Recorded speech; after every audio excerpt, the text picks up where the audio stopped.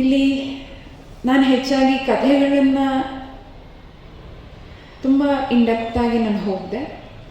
Particular ಆಗಿ ಅವರ ದೀಪಾ ಬಾಸ್ತಿ ಅವರ ಟ್ರಾನ್ಸ್ಲೇಷನ್ನ ಎಕ್ಸ್ಕ್ಲೂಸಿವ್ ಆಗಿ ತಗೊಂಡು ಇಲ್ಲಿ ನಾನು ಮಾತಾಡ್ತೀನಿ.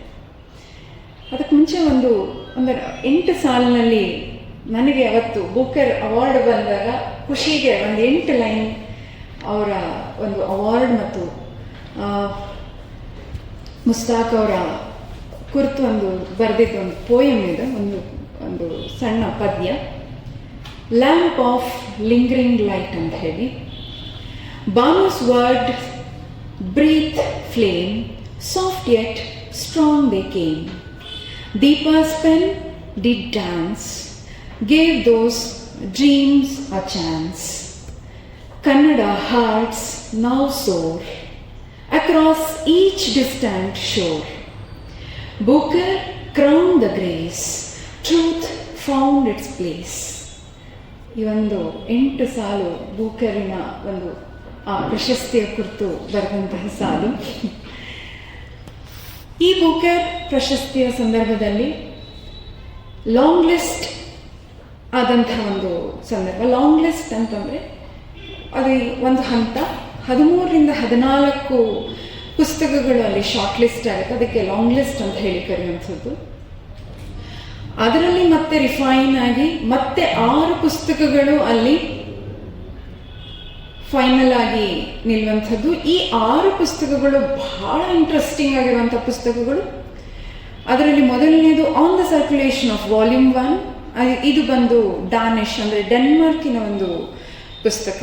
ಇದೊಂದು ಕಾದಂಬರಿ. ಮತ್ತೊಂದು ಸ್ಮಾಲ್ ಬೋಟ್ ಅಂತ ಹೇಳಿ ವಿನ್ಸೆಂಟ್ ಅವ್ರದ್ದು ಫ್ರಾನ್ಸಿನ ಒಂದು ಕಥೆ. Under the eye of the big bird ಅನ್ನುವಂಥದ್ದು ಹಿರೋಮಿ ಕವಕಾಮಿ ಅಂತ ಹೇಳಿ ಜಪಾನೀಸ್ದು, ಅದೊಂದು ಜಪಾನಿನ ಒಂದು ಕಾದಂಬರಿ ಕೂಡ ಅಲ್ಲಿ ಶಾರ್ಟ್ ಲಿಸ್ಟ್ ಆಗಿತ್ತು. Perfection Italian and heart lamp of course ನಮ್ಮ ಭಾನು ಮುಸ್ತಾಕ್.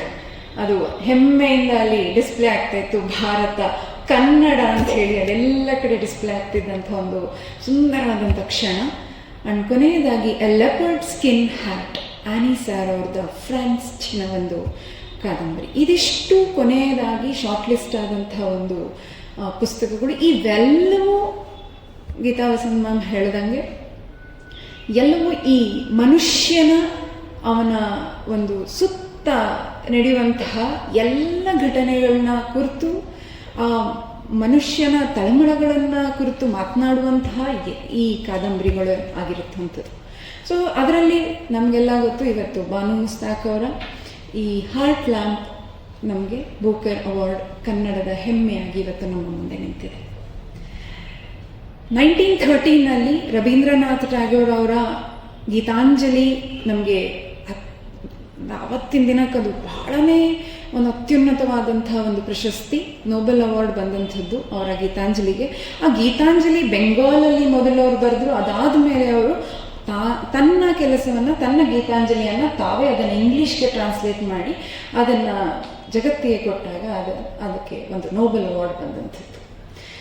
ಹೀಗೆ ಒಂದು ಟ್ರಾನ್ಸ್ಲೇಷನ್ ಅನ್ನೋಂಥದ್ದು ಬಹಳನೇ ಮುಖ್ಯ ಪಾತ್ರವನ್ನು ಇಲ್ಲಿ ವಹಿಸುವಂಥದ್ದನ್ನು ನಾವು ಪ್ರತಿ ಕ್ಷಣ ಕೂಡ, ಅದರಲ್ಲೂ ಭಾರತದಂಥ ಸಾಹಿತ್ಯಗಳು ಹೊರ ಜಗತ್ತಿಗೆ ಹೋಗಬೇಕು ಅಂದಾಗ ಅನುವಾದ ಬಹಳನೇ ಮುಖ್ಯ ಆಗುತ್ತೆ. ಅದು ನಾನು ನಿಮಗೊಂದು ಜಸ್ಟ್ ಒಂದು ಸ್ಯಾಂಪಲ್ ಕೊಟ್ಟಿದ್ದು, ಅದು ರವೀಂದ್ರನಾಥ ಟ್ಯಾಗೋರ್ ಅವರ ಗೀತಾಂಜಲಿಗೂ ಕೂಡ ಅದು ಅನ್ವಯ. ಇಲ್ಲಿ ನಮಗೆಲ್ಲ ಗೊತ್ತು ಕನ್ನಡದ ಮೊದಲನೇ ಬೂಕರ್ ಪ್ರಶಸ್ತಿ ಇದು. ಹಾಗೆ ಈ ಬೂಕರ್ ಪ್ರಶಸ್ತಿಗೆ ಲೇಖಕರಾಗಲಿ ಅಥವಾ ಅನುವಾದಕರಾಗಲಿ ಆ ಪ್ರಶಸ್ತಿಗೆ ಅವರು ಅದಕ್ಕೆ ಹೆಸರನ್ನು ಕೊಡೋದಿಲ್ಲ ಅಥವಾ ಪುಸ್ತಕದ ಸ್ಯಾಂಪಲ್ಸ್ನ ಕಳಿಸೋದಿಲ್ಲ. ಇದನ್ನು ಪ್ರಕಾಶಕರೇ ಕಳಿಸುವಂಥ ಒಂದು ನಿಯಮ ಇದೆ. ಇದರ ಪ್ರಕಾಶಕರು ಬಂದು, ಇದರ ಪಬ್ಲಿಷರ್ ಬಂದು ಪೆಂಗ್ವಿನ್, ರ್ಯಾಂಡಮ್ ಹೌಸ್ ಇಂಡಿಯಾ. ಇದರ ಏಜೆಂಟ್ಸ್ ಈ ಒಂದು ಬೂಕರ್ ಪ್ರಶಸ್ತಿಗೆ ಅವರನ್ನು ಪುಸ್ತಕವನ್ನು ಕಳಿಸುವಂಥ ಪ್ರಕ್ರಿಯೆ ಅವ್ರು ಮಾಡ್ತಾರೆ. ಇಲ್ಲಿ ತಮಾಷೆ ವಿಷಯ ಏನಂದರೆ, ಲೇಖಕರಿಗೆ ಗೊತ್ತಿರಲಿಲ್ಲ ಅವರ ಪುಸ್ತಕ ಬೂಕರ್ ಪ್ರಶಸ್ತಿಗೆ ಆಯ್ಕೆಯ ಪ್ರಕ್ರಿಯೆಗೆ ಹೋಗ್ತಿದೆ ಅನ್ನೋ ವಿಷಯ. ಅದು ಲಾಂಗ್ ಲಿಸ್ಟ್ ಆಗೋ ತನಕನೂ ಲೇಖಕರಿಗೆ ಗೊತ್ತಿಲ್ಲ ಅನ್ನುವಂಥ ವಿಷಯ. ಅಂದರೆ ಇಲ್ಲಿ ನಾವೊಂದು ಅರ್ಥ ಮಾಡ್ಕೋಬೇಕು, ಲೇಖಕರಾಗಲಿ ಅಥವಾ ಅನುವಾದಕರಾಗಲಿ ಪ್ರಶಸ್ತಿಗಾಗಿ ಯಾವುದೇ ಕೆಲಸ ಮಾಡಿಲ್ಲ. ದೀಪಾ ಬಾಸ್ತಿಯಂತೂ ಅವರ ಸಂತೋಷಕ್ಕೆ ಶುರು ಮಾಡಿದಂತಹ ಒಂದು ಅನುವಾದ, ಆ ಒಂದು ಕ್ರಿಯೆ. ಮುಂದಕ್ಕೆ ನಾನು ಅದನ್ನು ಮಾತಾಡ್ತೀನಿ. ಸೊ ಹೀಗೆ ಪ್ರಶಸ್ತಿ ಅದು ತದನಂತರ. ಆದರೆ ನಮ್ಮ ಸುತ್ತ ನಡೀತಿರುವಂಥದ್ದನ್ನು ನಾನು ಒಬ್ಬ ಲೇಖಕಿಯಾಗಿ ಅದನ್ನು ದಾಖಲು ಮಾಡಬೇಕು, ಅದರ ನೈಜತೆಯನ್ನು ಈ ಸಮಾಜದ ಮುಂದೆ ಇಡಬೇಕು ಅನ್ನೋಂಥದ್ದು ಅಷ್ಟೇ ತಲೆಯಲ್ಲಿ ಇಟ್ಕೊಂಡು ಬರೆದಂತಹ ಈ ಒಂದು ಕಥೆಗಳು ಇವತ್ತು ಬೂಕರ್ಗೆ ಒಂದು ಪ್ರಶಸ್ತಿಯನ್ನು ಪಡ್ಕೊಳ್ಳೋದ್ರಲ್ಲಿ ಯಶಸ್ವಿಯಾಗಿದೆ. ಈ ಬೂಕರ್ ಬರುವಂತಹ ಮುಂಚೆನೆ ದೀಪಾ ಬಾಸ್ತಿ ಅವರು ಭಾನು ಅವರ ಹಸೀನಾ ಮತ್ತು ಇತರ ಕಥೆಗಳು, ಆ ಪುಸ್ತಕ ಏನಿದೆ, ಆ ಕೃತಿಯ ಕೆಲವೊಂದೊಂದು ಕಥೆಗಳನ್ನು ಆಲ್ರೆಡಿ ಟ್ರಾನ್ಸ್ಲೇಟ್ ಮಾಡಿದ್ರು. ಆ ಟ್ರಾನ್ಸ್ಲೇಟ್ ಮಾಡಿದ್ದನ್ನ ಅವರು ಇಂಗ್ಲೆಂಡ್ ಈ ಥರ ಒಂದು ಸಂಸ್ಥೆಗೆ ಕಳಿಸಿದಾಗ 2024ನಲ್ಲಿ English PEN translates award already ಅವರಿಗೆ ಸಿಕ್ಕಾಗಿತ್ತು, ಇದೇ ಭಾನು ಅವರ ಒಂದು ಟ್ರಾನ್ಸ್ಲೇಷನ್ಗೆ, ಅವರ ಕಥೆಗಳ ಟ್ರಾನ್ಸ್ಲೇಷನ್ಗೆ. ಮುಂದೆ ಇದು ಈ ಒಂದು ಅವಾರ್ಡ್ ಭಾನು ಅವರ ಈ 12 ಕಥೆಗಳನ್ನ ಆರಿಸ್ಕೊಂಡು ಅದೊಂದು 12 ಕಥೆಗಳ ಒಂದು ಕಲೆಕ್ಷನ್ ಆಗಿ ಮಾಡಿ ಅದಕ್ಕೆ ಹಾರ್ಟ್ ಲ್ಯಾಂಪ್ ಅಂತ ಹೇಳಿ ಹೆಸರನ್ನು ಸೂಚಿಸಿ ಅದನ್ನು ಮುಂದೆ ನಾಮಿನೇಟ್ ಮಾಡುವಂಥದ್ದು ಮುಂದಿನ ಪ್ರಕ್ರಿಯೆ ನಮಗೆ ಗೊತ್ತು. ಸೊ ಇದಕ್ಕೆ ಈ ಒಂದು ಸಣ್ಣ ಕಥೆಗಳ ಒಂದು ಅನುವಾದ ಅವ್ರು ಇನಿಷಿಯಲ್ ಆಗಿ ಏನು ಮಾಡಿ ಅದಕ್ಕೊಂದು ಅವಾರ್ಡ್ ಬಂತು. ಆ ಅವಾರ್ಡೇ ಇವತ್ತು ಈ ಹಾರ್ಟ್ ಲ್ಯಾಂಪ್ಗೆ ಒಂದು ಮಾರ್ಗಸೂಚಿಯಾಗಿ ನಮಗೆ ಸಿಕ್ಕಿದಂಥದ್ದು ನಾವು ಕಾಣ್ತೀವಿ. ಆ ಅವಾರ್ಡ್ ಅವತ್ತು ಬಂದಿಲ್ಲ ಅಂದರೆ ಮೇ ಬಿ ಇವನ್ ಪಬ್ಲಿಷರ್ ಕೂಡ ಧೈರ್ಯ ಮಾಡ್ತಿರ್ಲಿಲ್ಲ ಅನ್ಸುತ್ತೆ, ಇದನ್ನು ನಾವು ಈ ಒಂದು ಬುಕ್ಕರ್ಗೆ ನಾವು ಕಳಿಸ್ಬೇಕು ಅನ್ನುವಂಥದ್ದು. ಮುಂದೆ ದೀಪಾ ಮೂಲತಃ ನಮ್ಗೆ ಗೊತ್ತು ಪತ್ರಕರ್ತೆ. ಆಕೆ ಅನುವಾದದ ಕ್ಷೇತ್ರಕ್ಕೆ ಬಂದಿದ್ದು ಬಹಳ ಆಕಸ್ಮಿಕ. ಅಷ್ಟೇ ಆಕಸ್ಮಿಕವಾಗಿ ಕೊಡಗಿನ ದೀಪಾಗೆ 20ನೇ ಶತಮಾನ ಕಂಡ ಅಪ್ಪಟ ಸ್ತ್ರೀವಾದಿ ಸಣ್ಣ ಕಥೆಗಳಿಂದ ಮನೆ ಮಾತಾಗಿದ್ದಂತಹ ಕೊಡಗಿನ ಗೌರಮ್ಮ ಅವರ ಸಾಹಿತ್ಯದ ಪರಿಚಯ ಆಗ್ತದೆ. ಆ ಸಮಯದಲ್ಲಿ ಅನುವಾದದ ಗಂಧ ಗಾಳಿನೂ ಗೊತ್ತಿಲ್ಲದಂತಹ ದೀಪ 2012ರಲ್ಲಿ 100ರ ಪ್ರಾಯ ತುಂಬಿದಂತಹ ಆ ಗೌರಮ್ಮ ಅವರ ಸಾಹಿತ್ಯ ಇವತ್ತು ಬಹಳ ರೆಲೆವೆಂಟ್ ಆಗಿದೆ, ತುಂಬ ಅದು ಪ್ರಸ್ತುತತೆ ಇದೆ ಅಂತ ಹೇಳಿ ಅನ್ನೋ ಒಂದೇ ಒಂದು ಕಾರಣಕ್ಕೆ ತಮ್ಮ ಒಂದು ಅನುವಾದ ತನ್ನ ಸಂತೋಷಕ್ಕಾಗಿ ಶುರು ಮಾಡಿದಂಥದ್ದು ಆ ವೇಳೆಗೆ. ಹಾಗೆ ಗೌರಮ್ಮ ಅವರ ಒಂದೊಂದು ಕಥೆಗಳನ್ನ ಕೂಡ ಅವರು ಇಂಗ್ಲಿಷ್ಗೆ ಅನುವಾದ ಮಾಡೋದಕ್ಕೆ ಧೈರ್ಯ ಮಾಡಿ 2023ರಲ್ಲಿ a collection of short stories ಅಂತಂದರೆ ಆ ಒಂದು ಕೃತಿಯ ಹೆಸರು fate is the game and other stories ಅಂತ ಹೇಳಿ ಅದಕ್ಕೆ ಹೆಸರು ಕೊಟ್ಟು ಆ ಕೃತಿಯಲ್ಲಿ ಸಾಮಾಜಿಕ ಜಾಗೃತಿ, ಸ್ತ್ರೀ ಸ್ವಾತಂತ್ರ್ಯ ಮತ್ತು ಸಮಾನತೆ ಕುರಿತಾದ ಕಥೆಗಳನ್ನ ಈ ಕಥೆಗಳು ಒಳಗೊಂಡಂತೆ ಇದು ಬಹಳನೇ ಒಂದಷ್ಟು ಹೆಸರು ಮಾಡುತ್ತೆ, but not up to the mark ಅಂತ ಹೇಳ್ಬೋದು. ಮುಂದೆ ದೀಪಾ ಅವರು ಶಿವರಾಮ್ ಕಾರಂತರ ಅದೇ ಊರು ಅದೇ ಮರ ಅನ್ನುವಂಥ ಒಂದು ಕನ್ನಡ ಕೃತಿಯನ್ನು ಇಂಗ್ಲಿಷ್ಗೆ 2022ರಲ್ಲಿ ಅನುವಾದ ಮಾಡಿ ಅದನ್ನು ಪ್ರಕಟ ಮಾಡ್ತಾರೆ. ಇತ್ತೀಚೆಗೆ ಪ್ರಥಮ್ ಬುಕ್ಸ್ ಅವರ ವತಿಯಿಂದ ಚಂಪಿ ಆ್ಯಂಡ್ ದ ಫಿಗ್ ಟ್ರೀ ಅಂತ ಹೇಳಿ ಮಕ್ಕಳ ಸಾಹಿತ್ಯವನ್ನು ರಚಿಸಿ ಇತ್ತೀಚೆಗೆ ಫೆಬ್ರವರಿ ಮಾರ್ಚಲ್ಲಿ 2025ರಲ್ಲಿ ಪ್ರಕಟಣೆ ಮಾಡ್ತಾರೆ. ಇದು ಅವರದೇ ಆದಂಥ ಕನ್ನಡದ ಸಣ್ಣ ಕಥೆಗಳು, ಅದು ಅವರದೇ ಕಥೆಗಳನ್ನು ಅವರು ಇಂಗ್ಲೀಷಿಗೆ ಟ್ರಾನ್ಸ್ಲೇಟ್ ಮಾಡಿರುವಂಥದ್ದು. ಮುಂದೆ ಒಂದು ಇಂಟರ್ವ್ಯೂವಲ್ಲಿ ದೀಪಾನ ಕೇಳ್ತಾರೆ, ನೀವು ಯಾವುದಾದ್ರೂ ಕೃತಿಯನ್ನು, ಅನ್ಯ ಭಾಷೆಯ ಕೃತಿಯನ್ನು ನೀವು ಅನುವಾದ ಮಾಡಬೇಕು ಅಂತ ಹೇಳಿ ಅಂದ್ಕೊಂಡಾಗ ಅದಕ್ಕೆ ಪ್ಯಾರಾಮೀಟರ್ಸ್ ಏನು ಇಟ್ಕೋತೀರಿ, ಏನಿರಬೇಕು, ಏನಾಗಿರ್ಬೇಕು ಆ ಕೃತಿಯಲ್ಲಿ? ಅದಕ್ಕೆ ಅವ್ರು ಒಂದೇ ಒಂದು ಹೇಳ್ತಾರೆ, ಬೀಯಿಂಗ್ ಅ ಟ್ರಾನ್ಸ್ಲೇಟರ್, ನಾನೊಬ್ಬ ಅನುವಾದಕಿಯಾಗಿ ಅದಕ್ಕೆ ಯಾವ ಪ್ಯಾರಾಮೀಟರ್ಸ್ ಬೇಕಿಲ್ಲ ಯಾವ ಕೃತಿಗೂ. ಅಫ್ಕೋರ್ಸ್ ಅದೊಂದು ಒಳ್ಳೆಯ ಕಂಟೆಂಟ್ಫುಲ್ ಆಗಿರಬೇಕು ಅಂತ ಹೇಳಿ ಯಾರಾದರೂ ಬಯಸ್ತೀವಿ. ಅವ್ರು ಹೇಳೋದು ಅದಕ್ಕೆ ಬಹಳನೇ ಇನ್ಸ್ಟಿಂಕ್ಟ್ ಒಂದು ಬರುತ್ತೆ, ನಮ್ಮೊಳಗಡೆ ಒಂದು ಇನ್ಸ್ಟಿಂಕ್ಟ್ ಬರುತ್ತೆ, ಎಸ್ ಈ ಕೃತಿ ಎಸ್ ಅಂತ ಅನಿಸುತ್ತೆ ನಮಗೆ. ಅದನ್ನು ನಾವು ಅನುವಾದ ಮಾಡಲಿಕ್ಕೆ ತಗೊಳ್ಳುವಂಥ ಹಂತದಲ್ಲಿ ಇದು ಎಲ್ಲ ರೀತಿಯಲ್ಲೂ ಎಸ್ಪೆಷಲಿ ಸಾಮಾಜಿಕವಾಗಿ ಮತ್ತು ಎಲ್ಲ ಮನ್ನಣೆಯನ್ನು ಪಡ್ಕೊಳ್ಬಹುದಾದಂತೂ ಭಾಷೆಯವಾರು ಅಥವಾ ಅದರಲ್ಲಿರುವಂತಹ ಒಂದು ಕಂಟೆಂಟ್ಸ್ ಆಗಿರ್ಬೋದು, ಪ್ರತಿಯೊಂದು ಇದು ಮ್ಯಾಚ್ ಆಗುತ್ತೆ ಇವತ್ತಿನ ಪ್ರಸ್ತುತತೆಗೆ, ಕಾಂಟೆಂಪ್ರರಿಯಾಗಿ ಇದು ನಿಲ್ಲುತ್ತೆ ಅಂತ ಹೇಳಿ ನಮಗೆ ಧೈರ್ಯ ಬಂದಾಗ ಈ ಥರದ ಒಂದು ಅನುವಾದಕ್ಕೆ ಈ ಥರದ ಕೃತಿಗಳನ್ನ ತಗೊಳ್ತೀನಿ ಅನ್ನುವಂಥದ್ದು ಇಲ್ಲಿ ದೀಪ ಹೇಳುವಂಥದ್ದು. ಹಾಗಾದರೆ ಅನುವಾದ ಅಂತಂದರೆ ಏನು ಅಂತ ನಾವು ನೋಡಿದಾಗ ನಮಗೆಲ್ಲ ಗೊತ್ತು. ಅನುವಾದ ಅನ್ನುವಂಥದ್ದು ಒಂದು ಭಾಷೆಯಿಂದ ಮತ್ತೊಂದು ಭಾಷೆಗೆ ಪದ ಅಥವಾ ಅದರ ಪಠ್ಯವನ್ನು ಬದಲಾಯಿಸುವಂಥ ಒಂದು ಪ್ರಕ್ರಿಯೆ. ಇದು ಇಷ್ಟೇ ಆದರೆ ಅದೊಂದು ಒಳ್ಳೆಯ ಅನುವಾದ ಅನ್ನಿಸ್ಕೊಳುತ್ತಾ? ಖಂಡಿತ ಇಲ್ಲ. ಸಾಧ್ಯವಾದಷ್ಟು ಒಬ್ಬ ಅನುವಾದಕ ನಿಖರವಾಗಿ ಹಾಗೆ ಸಹಜವಾಗಿ ಅದು ನಮ್ಮದು ಅನ್ನಿಸೋ ಹಾಗೆ ಅದು ಅನುವಾದ ಆಗಬೇಕಾಗಿರುವಂಥದ್ದು. ನಾನು ಹೇಳ್ತೀನಿ ಇದು ಹೆಂಗೆ ಅಂತಂದರೆ, ಮನೆ ಏನೂ ಇಲ್ದಲೇ ಇರೋವಂಥ ಖಾಲಿ ಸೈಟ್ನಲ್ಲಿ ಮನೆ ಈಸಿಯಾಗಿ ಕಟ್ಬೋದು. ಅದೇ ಕಟ್ಟಿರೋಂಥ ಮನೆಯನ್ನು ಬೀಳಿಸಿ ಮತ್ತೆ ಕಟ್ಟುವಂಥದ್ದು ಇದೆಯಲ್ಲ, ಮತ್ತೆ ಇನ್ನೊಂದು ರೂಪಕ್ಕೆ ಅದು ಯಥಾವತ್ತಾಗಿ ತಗೊಂಡು ಬರುವಂಥದ್ದು ಇದೆಯಲ್ಲ, ಅದು ತುಂಬ ಚಾಲೆಂಜಿಂಗ್. ಅದೇ ಅನುವಾದ. ಯಾಕಂದರೆ ಮೂಲ ಅನುವಾದ ಅಥವಾ ಮೂಲ ಲೇಖಕರು ತಾವು ಈಸಿಯಾಗಿ ಅವ್ರಿಗೆ ಅನಿಸಿದ್ದನ್ನು ಬರ್ಕೊಂಡು ಹೋಗ್ತಾರೆ. ಆ ಮೂಲ ಲೇಖಕರ ಆ ಲಯನ ಹಿಡಿದು ಅದರ ಲಯಕ್ಕೆ ತಕ್ಕಂತೆ ನನ್ನ ಭಾಷೆ ಅಥವಾ ನನ್ನ ಪದಗಳಿಂದ ಆ ಒಂದು ಜೀವ ಕೊಡುವಂಥದ್ದು ಇದೆಯಲ್ಲ, ಅದು ನಿಜವಾಗ್ಲೂ ಒಂದು ಚಾಲೆಂಜಿಂಗ್ ಟಾಸ್ಕ್. ಅದರಲ್ಲೂ ಆ ನೈಜತೆ ಆಗಿ ತಗೊಂಡು ಬರುವಂಥದ್ದು, ಅದರ ಒಂದು ನಿಜವಾದ ಉಸಿರನ್ನ ಕೊಡುವಂಥದ್ದು ಬಹಳನೇ ಚಾಲೆಂಜಿಂಗ್ ಅಂತ ನನಗನ್ಸುತ್ತೆ. ದೀಪಾ ಅವರ ಹಾರ್ಟ್ ಲ್ಯಾಂಪ್ ಈ ಮೂಲಕ ಅನುವಾದದ ಒಂದಷ್ಟು ಗ್ಲಿಮ್ಸ್ನ ನಿಮಗೆ ಕೊಡೋದಾದರೆ, ಹಾರ್ಟ್ ಲ್ಯಾಂಪ್ ಈ ಕೃತಿ ಮುಖ್ಯವಾಗಿ ಕನ್ನಡದ ಸಂಸ್ಕೃತಿ, ಗ್ರಾಮೀಣ ಭಾಗದ ಒಂದಷ್ಟು ತಿರುಳಿನ ತುಂಬಿರುವಂತಹ ಗ್ರಾಮೀಣ ಭಾಗದ ಒಂದು ಬದುಕನ್ನ ಇಲ್ಲಿ ನಮಗೆ ಎತ್ತಿಡುವಂಥದ್ದು ನಾವು ನೋಡ್ತೀವಿ. ಅದರಲ್ಲಿ ಗೀತಾ ಹೇಳ್ದಂಗೆ ಇದರಲ್ಲಿ ಪ್ರೀತಿ ಇದೆ, ಪ್ರೇಮ, ನೋವು, ಬದುಕಿನ ಸಂಕಟಗಳು, ಅದರ ಹೋರಾಟ, ತನ್ನನ್ನು ತಾನು ಹುಡುಕುವಂತಹ ಆ ತಳಮಳ, ತನ್ನ ಐಡೆಂಟಿಟಿಯನ್ನು ಹೆಣ್ಣು ಅಲ್ಲಿ ಹುಡುಕೊಳ್ಳುವಂಥದ್ದು ಬಹಳ ಕಾಣ್ತೀವಿ ಅವರ ಅನೇಕ ಕಥೆಗಳಲ್ಲಿ. ಹಾಗೆ ಅದರ ಆಳವಾದ ಭಾವನೆಯನ್ನು ತುಂಬಿಸುವಂತಹ ಅಷ್ಟು ಕಥೆಗಳ ಮೂಲಕ ಈ ಕೃತಿ ಇವತ್ತು ಬೂಕರ್ಗೆ ಅವಾರ್ಡ್ನ ಪಡ್ಕೊಂಡು ನಿಂತಿದೆ.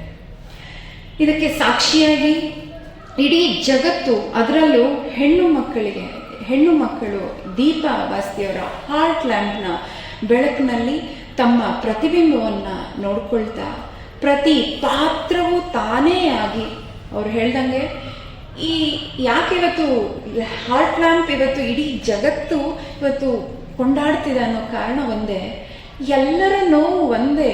ರೀಜನ್ಸ್ ಅಂದರೆ ಆ ಪ್ಲೇಸಸ್ ಬೇರೆ.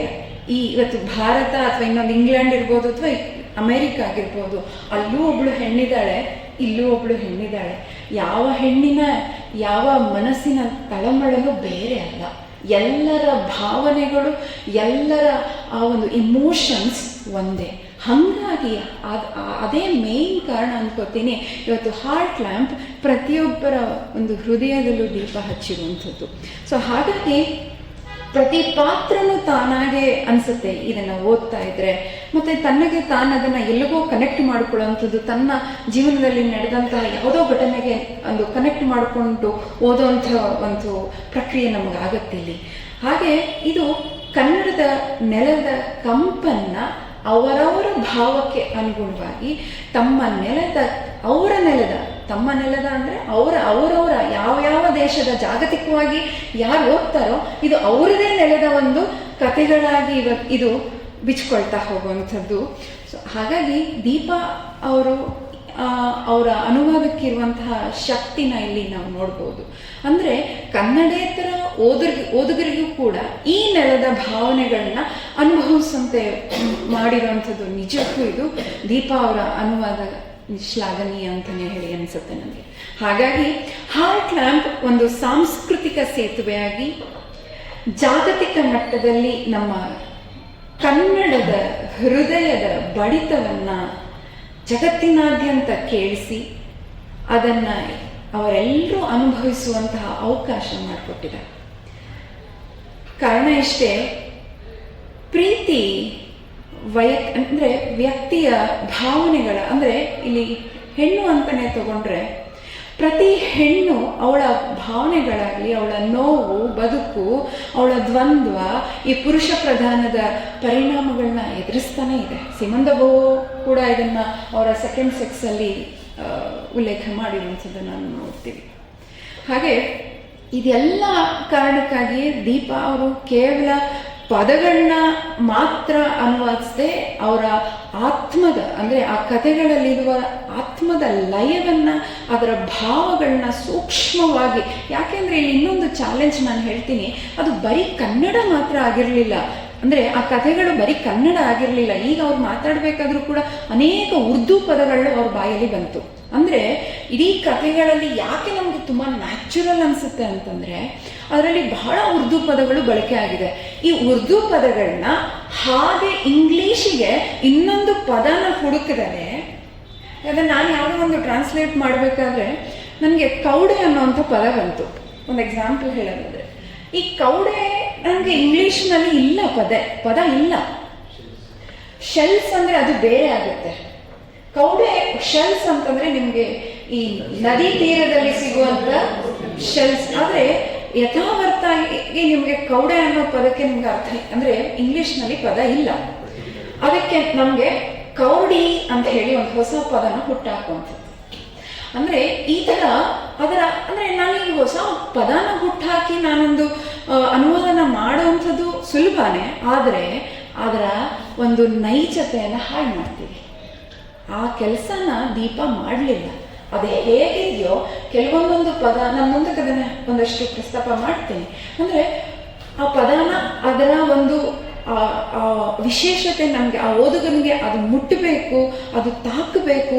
ಆ ಕನ್ನಡೇತರ ಆ ಒಂದು ಓದುಗನಿಗೂ ಕೂಡ ಅದು ಆ ಕನ್ನಡದ ಅಥವಾ ಆ ಒಂದು ಸವಿ ಅವನಿಗೆ ಸಿಗಬೇಕು ಅನ್ನೋ ಕಾರಣಕ್ಕಾಗಿ ಅದನ್ನು ಯಾವುದೇ ಒಂದು ಭಾಷೆಯನ್ನು ಅಲ್ಲಿ ತಪ್ಪಾಗಿ ಗ್ರಹಿಸಿದರೆ ಅಥವಾ ಅದನ್ನು ಜನರಿಕ್ ಮೀನಿಂಗ್ ಮಾಡಿದರೆ ಅದನ್ನು ಹಂಗೆ ರಿಟೈನ್ ಮಾಡಿ ಆ ಕಥೆಗೆ ಜೀವ ಕೊಟ್ಟಿರುವಂಥದ್ದು ದೀಪಾ. ಹಾಗಾಗಿ ಉರ್ದು ಅಥವಾ ಕನ್ನಡ ಮಿಶ್ರಿತ ಭಾಷೆಯನ್ನು ಒಳಗೊಂಡಂತಹ ಈ ಕನ್ನಡದ ಎದೆ ಹಣತೆ ಎಲ್ಲ ಭಾಷಾವಾರು ಏಳುವಂತಹ ಹಲವಾರು ಸವಾಲುಗಳನ್ನ ಮೀರಿ ಅದಕ್ಕೆ ಯಾವುದೇ ಧಕ್ಕೆ ಬಾರದ ಹಾಗೆ ಸಾಹಿತ್ಯಾಸಕ್ತರಲ್ಲದೆ ವಿಮರ್ಶಕರಾಗಲಿ ಅಥವಾ ಅನೇಕ ಸಾಹಿತ್ಯೋತ್ಸವಗಳಾಗಲಿ ಅನುವಾದ ವಲಯದ ತಜ್ಞರಾಗಲಿ ಅವರ ಎಲ್ಲ ಹೃದಯಗಳನ್ನ ಯಶಸ್ವಿಯಾಗಿ ಸ್ಪರ್ಶಿಸಿ ಅಂತಾರಾಷ್ಟ್ರೀಯ ಬೂಕರ್ ಪ್ರಶಸ್ತಿಗೆ ಇದು ತನ್ನದಾಗಿಸ್ಕೊಂಡಿರುವಂಥದ್ದು ನಮ್ಮೆಲ್ಲರಿಗೂ ಹೆಮ್ಮೆಯುವಂಥದ್ದು. ಹಾಗೆ ಅನುವಾದದ, ನಾನಾಗಲೇ ಹೇಳ್ದಂಗೆ ಕೆಲವೊಂದೊಂದು ಪದಗಳನ್ನ ನಾನು ನಿಮ್ಮ ಮುಂದೆ ಇಡೋಕ್ಕೆ ಇಷ್ಟಪಡ್ತೀನಿ. ಆ ಅನುವಾದ ಮಾಡುವಂಥ ಹಂತದಲ್ಲಿ ಆ ಕೆಲವೊಂದೊಂದು ಏನು ಎಸ್ಪೆಷಲಿ ಮೊದಲನೇ ಕಥೆಯಲ್ಲಿ stone slabs for Shaista Mahal ಅಂತ ಹೇಳಿ ಮೊದಲನೇ ಕಥೆ ಹಾರ್ಟ್ ಲ್ಯಾಂಪಲ್ಲಿ ಬರುವಂಥದ್ದು. ಇದರಲ್ಲಿ ಪತಿ ಅನ್ನುವಂಥ ಒಂದು ಪದ ಬರುತ್ತೆ. ಇಲ್ಲಿ ಅವರು ಒಂದು ಪತಿಗೆ ಹಸ್ಬೆಂಡ್ ಅಂತ ಕೊಡ್ಬೋದಾಗಿತ್ತು. ಸೊ ನಾನು ಯಾಕೆ ಪತಿ ಅಂತ ಕರಿಬಾರದು ಅಂತ ಹೇಳಿ ಅದೊಂದು ಸಾಲು ಬರುತ್ತೆ ಈ ಕಥೆಯಲ್ಲಿ ಕನ್ನಡದಲ್ಲಿ. ಸೊ ಅದನ್ನು ಅವ್ರು ಏನು ಮಾಡ್ತಾರೆ, ಈ ಪತಿ ಅನ್ನೋ ಪದನ ಹಾಗೆ ಅನುವಾದಿಸದೆ ಅದನ್ನು ಅಲ್ಲೇ ಪತಿ ಅಂತಾನೆ ಇಂಗ್ಲಿಷ್ನಲ್ಲೂ ಕೊಟ್ಟು, ಅಂದರೆ ನಮ್ಮ ನೆಲದ ಸಾಂಸ್ಕೃತಿಕ ಆ ಭಾವನಾತ್ಮಕ ತೀವ್ರತೆಯನ್ನು ಇಲ್ಲಿ ನಮಗೆ ಕಾಣಿಸಿದ್ದಾರೆ. ಅದೇ ಕಥೆಯಲ್ಲಿ ಬರುವಂತಹ ಇನ್ನೊಂದು ಸಾಲು, ಅವನ ಹೆಸರಿನ ಶಕ್ತಿಯಿಂದಲೇ ನನ್ನ ದೇಹದ ಪ್ರತಿಯೊಂದು ಕೋಶವೂ ಜೀವಂತವಾಗಿದೆ ಅಂತ ಹೇಳಿ. ಅದನ್ನು ಅವ್ರು ಹೇಗೆ ಟ್ರಾನ್ಸ್ಲೇಟ್ ಮಾಡ್ತಾರೆ ಅಂದರೆ, every cell in my body is alive because of the strength of your name. ಅಂದರೆ ಝೀನತ್ ಈ ಕಥೆಯಲ್ಲಿ, ಶಾಸ್ತಾ ಮಹಲ್ ಈ ಕಥೆಯಲ್ಲೇನೆ ಝೀನತ್ ತನ್ನ ಪತಿ ಮುಜಾಹಿದ್ ಅವನ್ನ ನೆನೆಸ್ಕೊಂಡು ತನಗೆ ತಾನೇ ಹೇಳ್ಕೊಳ್ಳುವಂಥ ಒಂದು ಇಂಟರ್ನಲ್ ಮಾನೋಲಾಗ್ ಇದು ಆ್ಯಕ್ಚುಲಿ. ಸೊ ಹಾಗೆ ಆಕೆ ತನ್ನ ಪತಿಯನ್ನ ಹೇಗೆ ಸಂಬೋಧಿಸಬೇಕು, ಹೊಸದಾಗಿ ಮದುವೆ ಆಗಿರುವಂಥ ಹೆಣ್ಣುಮಕ್ಕಳು ಪತಿಯನ್ನು ಹೇಗೆ ಸಂಬೋಧಿಸಬೇಕು, ಪತಿ ಅಂತ ಕರೀಲ್ಲ, ಗಂಡ ಅಂತ ಕರೀಲ್ಲ, ಯಜಮಾನ್ರೇ ಅಂತ ಕರೀಲ್ಲ ಅಂತ ಹೇಳಿ ತನ್ನನ್ನು ತಾನು ಪ್ರಶ್ನೆ ಹಾಕ್ಕೊಳ್ಳುವಂತಹ ಒಂದು ಸನ್ನಿವೇಶ. ಹಾಗೆ ಇದನ್ನ ದೀಪಾ ಈ ಸಾಲನ್ನ ಬಹಳ ಒಂಥರ ಕಾವ್ಯಾತ್ಮಕವಾಗಿ ನಮಗೆ ಅದನ್ನು ಹಾಗೇ ಅದರ ಒಂದು ಸವಿ ಹಾಗೆ ಉಳಿಬೇಕು ಅಂತ ಹೇಳಿ ಅದನ್ನು ಹಾಗೆ ಅನುವಾದಿಸಿದ್ದಾರೆ. ಬಹಳ ಬ್ಯೂಟಿಫುಲ್ ಆಗಿ every cell in my body is alive because of the strength of your name. ಅದನ್ನು ಹಾಗೆ ಅದು ಹೇಗಿದೆ ಯಥಾವತ್ತಾಗಿ ಕನ್ನಡ ಭಾವನ ಹಾಗೆ ಇಂಗ್ಲಿಷ್ನಲ್ಲಿ ತುಂಬಿರುವಂಥದ್ದು. ಇನ್ನೊಂದು ಕತೆ be a woman once O Lord ಅನ್ನುವಂಥದ್ದು. ಅದನ್ನು ಅವರು ಆಲ್ರೆಡಿ ಪ್ರಸ್ತಾಪ ಮಾಡಿದ್ರು. ಈ ಕಥೆಯಲ್ಲಿ ಒಂದು ಹುಡುಗಿ ತನ್ನೊಳಗೇನೆ ಹೇಳ್ಕೊಳ್ಳುವಂಥ ಒಂದು ಮಾತು, ಇಂದ್ರಯ್ಯನ ಕಣ್ಣು ನನ್ನ ಮೈ ಮೇಲೆ ಬೀಳಲಿ ಎಂದು ಹಾರೈಸುತ್ತೇನೆ ಅಂತ ಹೇಳಿ ಒಂದು ಸಾಲು. ಅಂದ್ರೆ ಇದನ್ನ ದೀಪ ಎಷ್ಟು ಅದ್ಭುತವಾಗಿ ಟ್ರಾನ್ಸ್ಲೇಟ್ ಮಾಡ್ತಾರೆ. Very simple. ಅಂದ್ರೆ I pray for Indra's gaze to fall on my body. Simple. ಅಷ್ಟು ಒಂದು ಕಾಮನೆಗಳನ್ನ ಇಷ್ಟು ಕೆಲವೇ ಪದಗಳಲ್ಲಿ ಹಿಡಿದಿಡುವಂಥದ್ದು. ಆ ಕನ್ನಡದ ಸಾಲುಗಳನ್ನು ಇಂಗ್ಲಿಷ್ಗೆ ತಗೊಂಡು ಹೋಗುವಂಥದ್ದು, ಅದಕ್ಕೆ ತುಂಬ ಎಕ್ಸ್ಪ್ಲನೇಷನ್ ಕೊಡಬೇಕು. ಯಾಕಂದ್ರೆ ಇಲ್ಲಿ ಇಂದ್ರಯ್ಯನ ಕಣ್ಣು ನನ್ನ ಮೈ ಮೇಲೆ ಬೀಳಲಿ ಎಂದು ಹಾರೈಸುತ್ತೇನೆ. I pray for Indra's gaze. Gaze ಅಂತಂದ್ರೆ ಅವನ ದೃಷ್ಟಿ. To fall on my body ಅಂದ್ರೆ ಈ ಸಾಲು ಒಂದು ಹೆಣ್ಣಿನ ಕಾಮನೆಯನ್ನ ಪ್ರತಿಬಿಂಬಿಸುವಂಥ ಸಾಲು. ಇಲ್ಲಿ ದೀಪ ಒಂಥರ ಇದರಲ್ಲಿರುವಂತಹ ಯಾವುದೇ ಟ್ಯಾಬುಗಳನ್ನ ಬದಲಾಯಿಸಿದರೆ ನೇರವಾಗಿ ಯಥಾವತ್ತಾಗಿ ಅನುವಾದ ಮಾಡಿರುವಂಥದ್ದು ಈ ಕಥೆಯ ಭಾಷಾ ಸೌಂದರ್ಯವನ್ನು ಹೆಚ್ಚಿಸುವಂಥದ್ದು. ಮುಂದೆ ಇನ್ನೊಂದು ಕತೆ ಫೈರ್ ರೈನ್ ಅಂತ ಹೇಳಿ, ಕತ್ತಲೆ ನಮ್ಮ ಶ್ವಾಸದೊಳಗೆ ಕೂಡಿತ್ತು ಅಂತ ಹೇಳಿ. ಅಂದ್ರೆ ಅದನ್ನ ದೀಪ ಹೇಗೆ ಮಾಡ್ತಾರೆ, the darkness had seeped into our breath. The darkness had seeped into our breath ಅಂದ್ರೆ ಇದು ಒಂದು ಸಂದರ್ಭ ಅನುಸಾರವಾದಂತಹ ಆತಂಕವನ್ನ ತೋರಿಸುವಂತಹ ಸಾಲು. ಇದೊಂದು ಬಹಳ ಒಂದು ಸೊಗಸಾದಂತಹ ಒಂದು ಏನು ನನಗನ್ಸಿದ್ದು ಆಸ್ ಎ ಟ್ರಾನ್ಸ್ಲೇಟರ್, ಇದು ಬಹಳ ಅದ್ಭುತವಾಗಿ ಅವರು ಅದನ್ನ ಟ್ರಾನ್ಸ್ಲೇಟ್ ಮಾಡಿದ್ದಾರೆ. ಇದಕ್ಕೆ ಬಹಳ ಚಾಲೆಂಜಸ್ ಇದೆ ಈ ಲೈನ್ ನ ಟ್ರಾನ್ಸ್ಲೇಟ್ ಮಾಡೋಕ್ಕೆ. ಇಲ್ಲೊಂದು ಆಳವಾದಂತಹ ರೂಪಕ ಇದೆ, ನೇರವಾದಂತಹ ಒಂದು ಫ್ರೇಸ್ ಅಲ್ಲ, ಇದೊಂದು ಮಾತಲ್ಲ. ಸೊ ಇದು ಬಂದು ಒಂದು ರೂಪಕ ಆಗಿರೋದ್ರಿಂದ ರೂಪಕಗಳನ್ನ ಇನ್ನೊಂದು ಭಾಷೆಗೆ ಅದನ್ನು ಅನುವಾದಿಸೋದು ಅಷ್ಟು ಸುಲಭದ ಮಾತಲ್ಲ. ಹಾಗೆ ರೆಡ್ ಲುಂಗಿ ಅಂತ ಹೇಳಿ ಇನ್ನೊಂದು ಕಥೆ ಇದೆ. ಇದರಲ್ಲಿ ಅವನ ಲುಂಗಿ ಕೆಂಪಾಗಿದೆ, ಆಕೆ ನಿದ್ದೆಗೆ ಜಾರಲಿಲ್ಲ. ಇದು his lungi was red, she did not sleep that night ಅನ್ನುವಂಥದ್ದು. ಅಂದ್ರೆ ಇಲ್ಲಿ ಬಹಳ ಕಡಿಮೆ ಪದಗಳನ್ನ ಬಳಸಿ ಆ ಸಂದರ್ಭದ ಭಯಾನಕತೆಯನ್ನ ನಮಗೆ ಆ ಭಾಷೆಯಲ್ಲೂ ಕೂಡ, ಇನ್ನೊಂದು ಭಾಷೆ ಅಂದ್ರೆ ಇಂಗ್ಲಿಷ್ನಲ್ಲೂ ಕೂಡ ಅದನ್ನ ಎತ್ತಿ ತೋರಿಸುವಂತಹ ಒಂದು ಬಹಳ ಅದ್ಭುತವಾದಂತಹ ಒಂದು ಪದ ಬಳಕೆ ಇಲ್ಲಿ ಮಾಡಿದ್ದಾರೆ. ಇಲ್ಲಿ ಉರ್ದು ಪದಗಳಿಗೆ ಕೆಲವೊಂದೊಂದು ನಾನು ನಿಮಗೆ ಇಲ್ಲಿ ಸ್ಯಾಂಪಲ್ ಕೊಡೋದಾದ್ರೆ, ಭಾಯ್ ಸಾಹೇಬ್ ಅಂತ ಹೇಳಿ ಇಲ್ಲಿ ಬರುತ್ತೆ.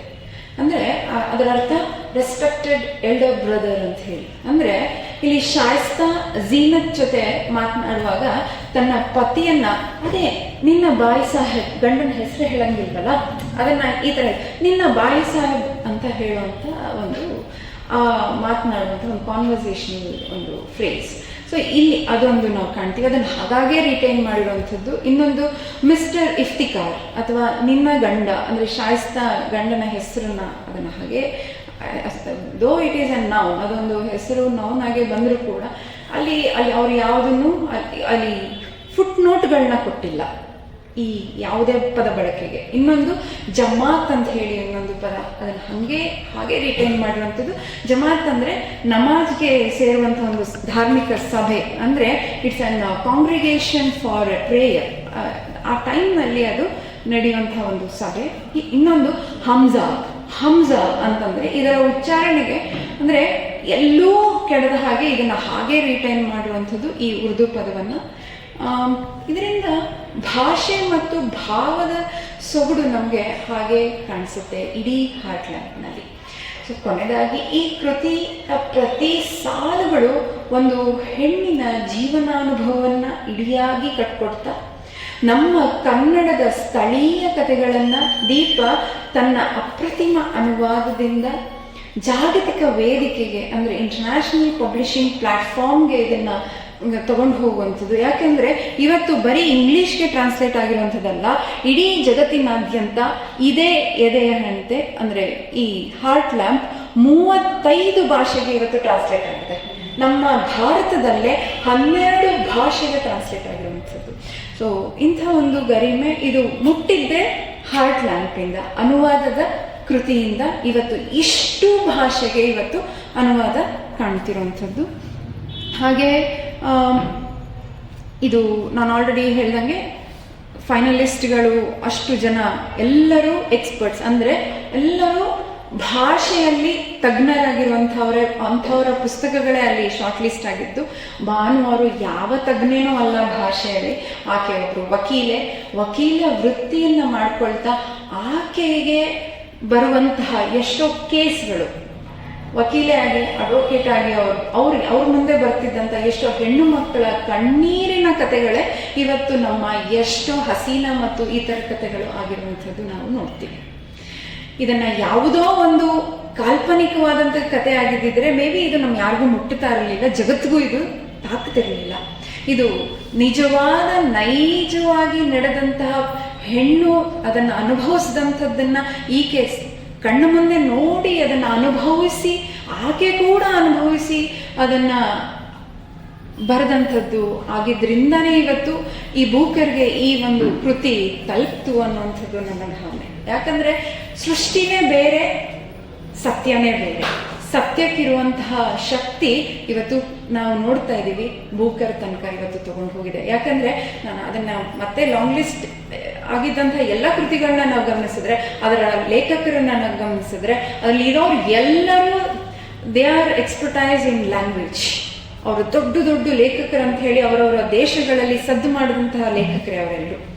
ಆದರೂ ಕೂಡ ಯಾವುದೇ ಭಾಷಾ ಪ್ರಾವೀಣ್ಯತೆಯನ್ನು ಹೊಂದದಲ್ಲೇ ಇರುವಂತಹ ಬಾನು ಮುಸ್ತಾಕ್ ಈ ಥರದ, ಅಂದ್ರೆ ಈವನ್ ನಮ್ಮ ದೀಪಾ ಬಾಸ್ತಿ ಅವರು ಕೂಡ ಒಂದು ಕಡೆ ಭಾನು ಅವರು ಅವರ ಇಂಟರ್ವ್ಯೂ ಅಲ್ಲಿ ಹೇಳ್ಕೊತಾರೆ, ನನ್ನ ಜೊತೆ ದೀಪಾ ಕಂಠಗಟ್ಲೆ ಮಾತಾಡ್ತಾ ಇದ್ರು. ಪ್ರತಿಯೊಂದು ಕಥೆಯನ್ನ ತಗೊಂಡಾಗ ಅವರು ಸುಮ್ಮನೆ ಹೋಗಿ ಅವ್ರಿಗೆ ಅನ್ಸಿದ್ದನ್ನ ಟ್ರಾನ್ಸ್ಲೇಟ್ ಮಾಡಲಿಲ್ಲ, ನನ್ನ ಹತ್ರ ಚರ್ಚೆ ಮಾಡ್ತಿದ್ರು, ಪದವನ್ನು ನನ್ನ ಹತ್ರ ಚರ್ಚೆ ಮಾಡ್ತಾ ಇದ್ರು. ಅದರ ಕಂಪ್ಲೀಟ್ ಅವ್ರಿಗೆ ಸ್ಯಾಟಿಸ್ಫ್ಯಾಕ್ಷನ್ ಆದ್ಮೇಲೆ, ನನ್ನ ಉತ್ತರಗಳು ಅವ್ರಿಗೆ ಓಕೆ ಅನ್ಸಿದ ಮೇಲೆ ಅವ್ರು ಅದಕ್ಕೆ ಅನುವಾದಕ್ಕೆ ಹಿಡ್ಕೊಳ್ತಾ ಇದ್ರು ಅನ್ನುವಂಥ ಮಾತನ್ನ ಭಾನು ಹೇಳ್ತಾರೆ. ಹಾಗಾಗಿ ಆ ಒಂದು ಗ್ರಹಿಕೆಯನ್ನ ಒಬ್ಬ ಅನುವಾದಕ ಗ್ರಹಿಸಿದ್ರೆ ಮಾತ್ರನೇ ಆ ನೈಜತೆಯನ್ನ ಅವರು ತಗೊಂಡು ಬರೋಕ್ಕೆ ಸಾಧ್ಯ ಆಗುತ್ತೆ ತಮ್ಮ ಅನುವಾದದಲ್ಲಿ. ಅದನ್ನ ದೀಪಾ ಬಹಳ ಅಚ್ಚುಕಟ್ಟಾಗಿ ಮಾಡಿ ಇವತ್ತು ನಾವೆಲ್ಲರೂ ಅದನ್ನ ಸಂಭ್ರಮಿಸುವಂತಹ ಒಂದು ಸಂದರ್ಭನ ಇವರಿಬ್ಬರೂ ಸೇರ್ಕೊಂಡು ನಮಗೆ ಸೃಷ್ಟಿ ಮಾಡಿರುವಂಥದ್ದು ಹೆಮ್ಮೆಯ ವಿಷಯ. ಈ ಒಂದು ಪುಸ್ತಕದ ಕುರಿತು ಮಾತನಾಡಲಿಕ್ಕೆ ನನಗೆ ಅವಕಾಶ ಕೊಟ್ಟಂತಹ ಲೇಖಕಿಯರ ಸಂಘಕ್ಕೆ ಹಾಗೂ ಎಲ್ಲ ವಿಚಾರ ಮಂಟಪ ಹಾಗೂ ಈ ಒಂದು ಜಾಗವನ್ನು ಕೊಟ್ಟು ಈ ಒಂದು ಕಾರ್ಯಕ್ರಮ ಮಾಡಲಿಕ್ಕೆ ಬಹಳ ಅಚ್ಚುಕಟ್ಟಾಗಿ ಈ ಅಂಬೇಡ್ಕರ್ ಒಂದು ಕೋಚಿಂಗ್ ಸೆಂಟರ್ಗೂ ಕೂಡ ನಾನು ಧನ್ಯವಾದನ ಹೇಳ್ತಾ, ಮಲ್ಲಿಕಾ ಮ್ಯಾಮ್ ಅವ್ರನ್ನ ಮಿಸ್ ಮಾಡ್ಕೊಳ್ತಿದ್ದೀನಿ. ಅವರ ಅನುಪಸ್ಥಿತಿ ನಮಗೆ ಇವತ್ತು ಕಾಡುತ್ತಿದೆ. ಆದರೂ ಅವರ ಒಂದು ಮಾತಿಗೆ ನಾನು ಇವತ್ತು ಅವ್ರು ಹೇಳಿದ ತಕ್ಷಣ ಇದಕ್ಕೆ ಒಪ್ಕೊಂಡು ನಾನು ಇಲ್ಲಿ ಬಂದು ಮಾತನಾಡಿದ್ದು. ಗೊತ್ತಿಲ್ಲ ಎಷ್ಟು ಸರಿ ಎಷ್ಟು ತಪ್ಪು, ನನಗೆ ತಿಳಿದಿದ್ದು ನಾನು ಓದಬೇಕಾದ್ರೆ ನಾನು ಗ್ರಹಿಸಿದ್ದನ್ನು ನಿಮ್ಮ ಮುಂದೆ ಹಂಚ್ಕೊಳ್ಳೋಂಥ ಪ್ರಯತ್ನ ಮಾಡಿದ್ದೀನಿ. ತಾಳ್ಮೆಯಿಂದ ಕೇಳಿದ್ದಕ್ಕೆ ತಮ್ಮೆಲ್ಲರಿಗೂ ಧನ್ಯವಾದನ ಹೇಳ್ತೀನಿ. ಜೈ ಹಿಂದ್, ಜೈ ಭಾರತ್.